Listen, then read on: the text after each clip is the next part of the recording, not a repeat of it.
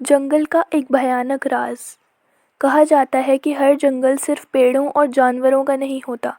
कुछ जंगल राजों से जिंदा रहते हैं और जो उन राजों को छेड़ता है वो या तो पागल हो जाता है या फिर लौटता ही नहीं।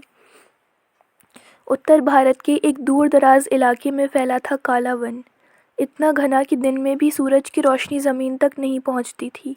गांव वाले उसे मौत का जंगल कहते थे। कोई भी वहां जाने की हिम्मत नहीं करता था। क्यों? क्योंकि हर साल कोई ना कोई गायब हो जाता था। पहला कदम। आरव एक जंगल रिसर्चर था, डर को चुनौती समझने वाला। गांव वालों की चेतावनियों पर वो बस हंस दिया। कहानियां हैं बस, उसने कहा, डर फैलाने के लिए बनाई गईं। उसके साथ थी मीरा, एक लोक कथाओं की रिसर्चर। उसे डर तो लगता था पर सच जानने की चाह उसे बड़ी थी।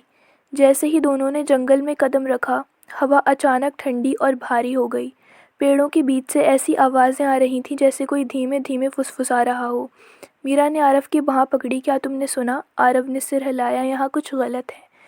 वो टूटा हुआ मंदिर। जंगल के बीचों बीच था एक पुराना पत्थर का मंदिर, आधा टूटा, बेलों में लिपटा हुआ।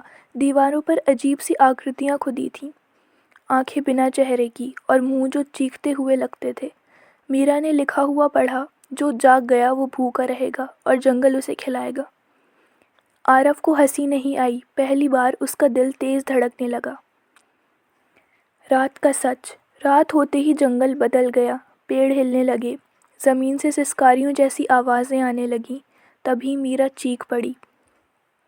एक साया, लंबा, काला, जिसकी आंखें लाल जलते अंगारों जैसी थीं।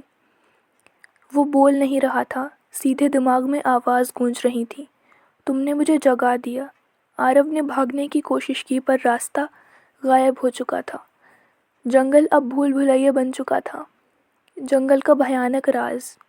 मीरा को याद आया गांव की एक बूढ़ी औरत की बात। सालों पहले इस जंगल में एक राजा ने अमर होने के लिए नरबली दी थी, पर आत्मा अमर नहीं हुई। जंगल हो गया। वो साया वही था, भूखी आत्मा जो हर साल इंसानों की जान लेकर जिंदा रहती थी।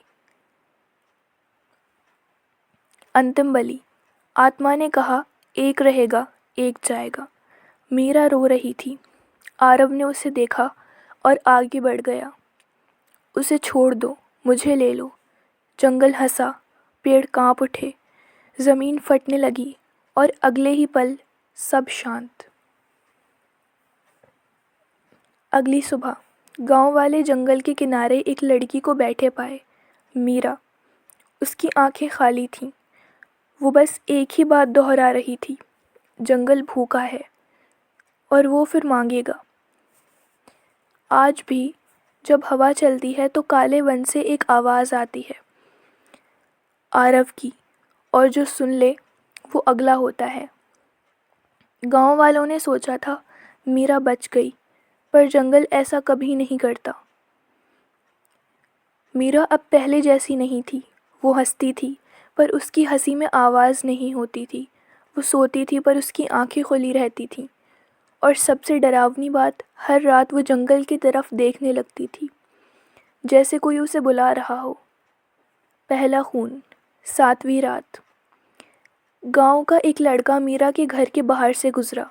सुबह उसकी लाश मिली। शरीर बिल्कुल सही था पर आंखें गायब थीं और मिट्टी पर एक ही निशान बना था, पेड़ की जड़ जैसा। गांव वाले समझ गए, भूख फिर जाग चुकी है। मीरा का सच। गांव के पुजारी ने मीरा को देखा और कांप उठा। उसकी परछाई उसके साथ नहीं चल रही थी। जंगल का एक हिस्सा अब इसमें बस चुका है। पुजारी फुसफुसाया। मीरा ने पहली बार बोला, पर उसकी आवाज़ दोहरी थी। एक चला गया, अब 2 चाहिए, आत्मा का अगला रूप। आधी रात। मीरा अपने आप उठी। उसके पैरों में ज़मीन चिपक गई। जहाँ जहाँ वो चली वहाँ घास सूखती चली गई। जंगल के अंदर टूटा मंदिर अब पूरा खड़ा था और उसके सामने आरव, या जो कभी आरव था। उसका शरीर लकड़ी से बना था, नसों में खून नहीं, रस बह रहा था। उसने मीरा को देखा। मैं रुका हूँ, अब तुम्हारी बारी है। सौदा। जंगल बोला, इस बार आसमान से एक आत्मा मुक्त होगी, पर बदले में एक नई रानी चाहिए। मीरा रोई नहीं, वो मुस्कुराई। अगर मैं बनूं तो गांव बचेगा। जंगल चुप रहा। यही उसकी हाँ थी, जंगल की रानी। सुबह जंगल की सीमा बदल चुकी थी। पेड़ गांव के और पास आ गए थे। मीरा गायब थी, पर अब कोई लाश नहीं मिली, कोई चीख नहीं, सिर्फ हर रात पेड़ों से छनती एक फुसफुसाहट। भूख अभी सो रही है। आखिरी चेतावनी। सालों बाद एक लड़की जंगल में दाखिल हुई, हाथ में कैमरा, आंखों में डर नहीं, जिज्ञासा। पेड़ों के बीच से एक औरत निकली, लंबे बाल, हरी आंखें, मुस्कान जो ज़्यादा जानती थी। उसने धीरे से कहा, वापस चली जाओ। लड़की हंसी और जंगल जाग गया।